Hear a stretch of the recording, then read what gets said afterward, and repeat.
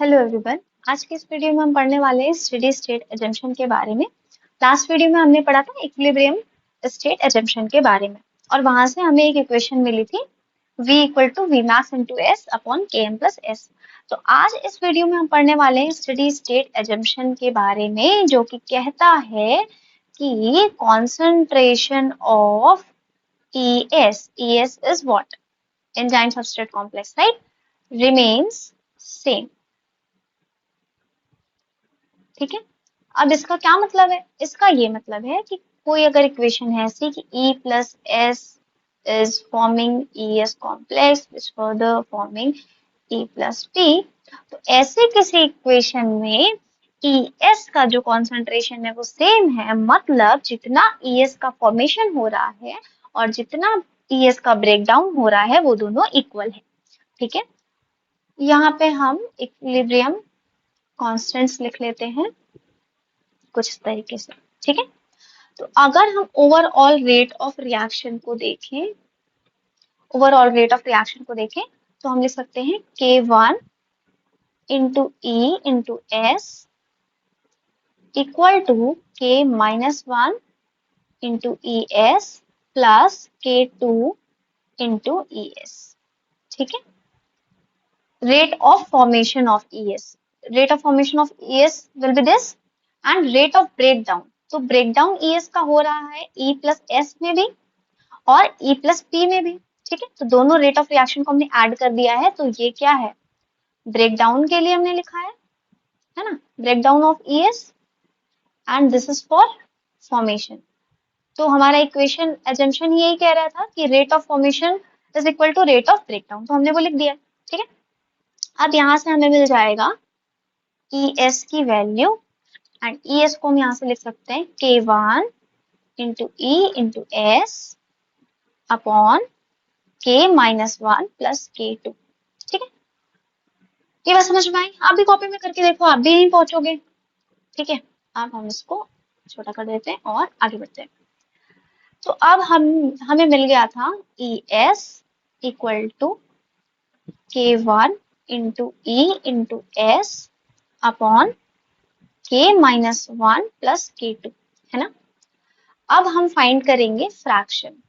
ठीक है। Fraction of what? Fraction of enzyme present as total, fraction of enzyme present as enzyme substrate complex. ठीक है। तो fraction F find करते हैं, लिख दे रहे हैं इसको हम कि हम क्या लिखें इसको, ये है क्या?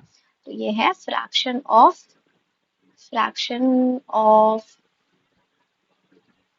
Enzyme present as ES। ठीक है। तो F की वैल्यू क्या हो जाएगी? हमें मिल जाएगा यहाँ से ES upon E plus ES। ठीक है। ये वाली बात समझ में आई? ठीक है। अब आगे बढ़ते हैं। अब यहाँ पे जो हमें ये वैल्यू मिली है, मान लो इसको इक्वेशन 1 मानते हैं, इसको इक्वेशन 2 मानते हैं। So we are here putting equation 1 in equation 2। ठीक है। तो ES की वैल्यू हम यहाँ पे पुट करते हैं, तो हमारा फ्रैक्शन क्या हो जाएगा? अब हम फ्रैक्शन को इस तरीके से लिख सकते हैं कि K1 into E into s upon में K minus 1 plus K2 upon E तो ऐसे ही का ऐसा रहेगा, है ना, क्योंकि हम यहाँ पे वैल्यू किसकी पुट कर रहे हैं? ES की। ES की वैल्यू फिर से यहाँ पे लिख सकते हैं K1 into E into s upon K minus 1 plus K2। ये वाली बात आपको समझ में आ गई होगी। ठीक है। हमने कुछ नहीं करा, हमने बस ES की वैल्यू उठा करके इसमें पुट कर दी है। ठीक। अब इसको सॉल्व करते हैं। तो सबसे पहले हम क्या करेंगे, ये K माइनस 1 प्लस K2 को कॉमन लेंगे डिनोमिनेटर में। ठीक है। तो हम कॉमन ले लेते हैं इसको, तो ये हो जाएगा, ऊपर वाली वैल्यू तो सेम ही रहेगी, E into s upon K minus 1 plus K2 upon, हमने इसको कॉमन लिया है तो कॉमन हम इसे ले सकते हैं, लिख सकते हैं इसको K माइनस 1 प्लस K2, ये माइनस 1 है। ठीक है। Plus K1 into E into s upon में K माइनस 1 प्लस K2, है ना। हमने क्या किया? हमने K माइनस 1 प्लस K2 को डिनोमिनेटर में कॉमन ले लिया है। ठीक है। तो अब हम सॉल्व करते हैं यहाँ पे, ठीक है। तो अब क्या होगा हमारे पास, ये k-1 प्लस k2 न्यूमिनेटर का और डिनोमिनेटर का कैंसिल हो जाएगा, तो हमारे पास बचेगा k1 into E into s upon e into k1, sorry k-1, this is -1, ठीक है, plus k2 plus k1 into E into S, ठीक है।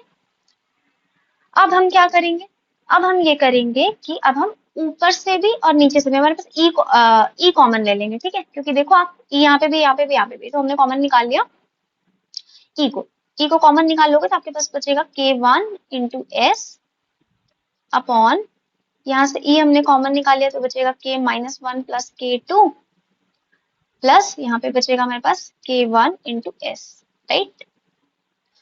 ई से ई कैंसल, अब हमारे पास क्या बचा, हमारे पास बचा k1 इंटू एस अपॉन में k-1 plus k2 plus k1 into S, ठीक है। तो अब हम क्या करेंगे, अब हम k1 कॉमन निकाल लेंगे, तो हमारे पास बचा k1 हमने कॉमन निकाला है ना, क्योंकि यहाँ पे तो k1 था नहीं, तो हम अपॉन में इसको लिख सकते हैं ऐसे करके, k-1 plus k2 upon k1, है ना,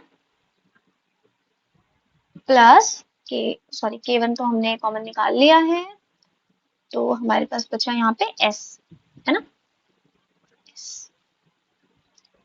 आई होप समझ में आ रहा होगा मैंने क्या क्या करा है ना।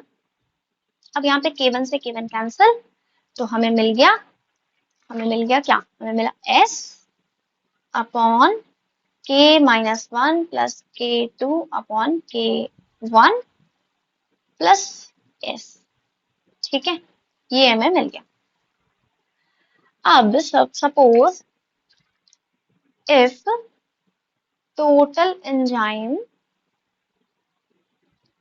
एंजाइम का कॉन्सेंट्रेशन अगर आप मान लो E0 है, ठीक है, तो हम लिख सकते हैं, देन हम लिख सकते हैं ना कि ES की वैल्यू है फ्रैक्शन टाइम ऑफ E, है ना। टोटल एंजाइम कॉन्सेंट्रेशन E0 है अगर, तो टोटल अगर कॉन्सेंट्रेशन E0, तो ES की वैल्यू है फ्रैक्शन टाइम ऑफ E0, है ना। तो अब हम यहाँ पे लिख सकते हैं, फ्रैक्शन हमारा ये आया था और E0 इसमें मल्टीप्लाई कर देंगे, तो हम लिख सकते हैं इसको E0 इंटू एस अपॉन में k-1 plus k2 upon k1 plus s, ठीक है, ये वाली बात समझ में आ गई है, ठीक है। अब हम लिखते हैं रेट ऑफ प्रोडक्ट फॉर्मेशन, ठीक है, rate of product formation, rate of product formation अगर v है तो v की वैल्यू होगी k2 into e S, product formation, याद करो इक्वेशन हमारा, तो रेट ऑफ प्रोडक्ट फॉर्मेशन यानी कि ई एस से बन रहा है ई प्लस पी और ये वैल्यू है k2, तो आप रेट ऑफ प्रोडक्ट फॉर्मेशन कैसे लिखोगे, k2 इंटू ई एस, तो मैंने यहाँ पे लिख दिया, ठीक है। अब यहाँ पे ई एस की वैल्यू पुट कर देंगे हम, ई एस की वैल्यू में यहाँ से मिली ना, ई एस की वैल्यू में यहाँ पुट कर देंगे, तो लेट्स डू इट। v की वैल्यू में क्या मिली थी, v की वैल्यू में मिली k2 इंटू ई एस, इसको लिख सकते हैं k2 ई एस की वैल्यू मैं पुट कर रही हूँ E0 into s upon k-1 plus k2 upon k1 plus s, ठीक है। अब हम क्या कर रहे हैं कि putting k2 into E0 equal to v max, देखो रेट ऑफ फॉर्मेशन आपने लिखा है k2 इंटू ई एस, है ना, ई एस मतलब क्या है कि कुछ एंजाइम का पोर्शन जो है ई एस के फॉर्म में आ चुका है, but suppose at time t equal to 0, अगर t इक्वल टू 0 पे सपोज करो, तब यहाँ पे जो इक्वेशन थी E plus S which is giving E S, तो t इक्वल टू 0 पे तो एंजाइम, जितना भी एंजाइम होगा वो E0 के फॉर्म में ही होगा ना, अभी ये ES तो बना ही नहीं है, तो जितना भी एंजाइम है वो E0 के फॉर्म में होगा, तो ये वाली रेट ऑफ रिएक्शन को आप Vmax लिख सकते हो, क्योंकि यहाँ पे कॉन्सेंट्रेशन ऑफ एंजाइम जो है वो सारा का सारा E के फॉर्म में ही है, ES के फॉर्म में नहीं बना है, ठीक है। आई होप समझ में आ गया होगा, है ना? नहीं समझ में आया है तो कमेंट करके बताओ, समझ में आ गया है तो भी कमेंट करके बताओ, ताकि मुझे पता तो चले समझ में आ रहा है या नहीं आ रहा है। ठीक है, तो अब हम यहाँ पे वैल्यू पुट करते हैं, तो हम लिख सकते हैं v equal to v max into s upon k minus one plus k2 upon k1 plus s। ठीक है, and this is our equation, this is called as Briggs Haldane equation. ठीक है, इसको कहते हैं ब्रिग्स हाल्डेन इक्वेशन। अब समझो, ये जो वाली वैल्यू आई है ना, ये वाली value k minus one plus k2 upon k1, इसका मैं कलर चेंज कर लूं, कौन सा कलर कौन सा कलर कौन सा कलर, ओके। सो ये वाली जो वैल्यू आई है, ये वाली जो वैल्यू आई है, इसको हम लिखते हैं km। This is km, that is Michaelis constant. ठीक है, अगर k2 की वैल्यू बहुत बहुत कम है ना k1 से, ठीक है, मतलब k1 बहुत ज्यादा है, सॉरी k माइनस वन बहुत ज्यादा है, k माइनस वन बहुत ज्यादा है, तो ये वाली इक्वेशन में आप देखो k2 की वैल्यू हट जाएगी, ठीक है, निगलेक्ट हो जाएगी, तो k minus one upon k1 बचेगा। तो हमारे पास क्या हो जाएगा कि km की वैल्यू हो जाएगी k minus one upon k1। ठीक है, और इसी को हम लोग ks भी बोलते हैं। क्या बोला मैंने कि देखो, जनरली इस इक्वेशन में जो वैल्यू आई है k minus one plus k2 upon k1, इसको हम बोलते हैं माइकलिस कांस्टेंट km। ठीक है, अगर सपोज इन केस k2 की वैल्यू बहुत कम है, तो ऐसे केस में km की वैल्यू हो जाएगी k minus one upon k1, और इसी को हम बोलेंगे ks। ठीक है, so now what is km, what is km here? तो km is equal to dissociation constant of ES complex. ठीक है, ES कॉम्प्लेक्स का डिसोसिएशन कांस्टेंट है ये। Here it is km is equal to dissociation constant of ES complex. ठीक है, I hope this is clear to you all. अगर कोई भी आपको क्वेरी है रिगार्डिंग दिस, और अगर आप चाहते हो कि मैं किसी और पर्टिकुलर टॉपिक पर वीडियो बनाऊं, तो please let me know in the comment section and do like the video. Thank you so much.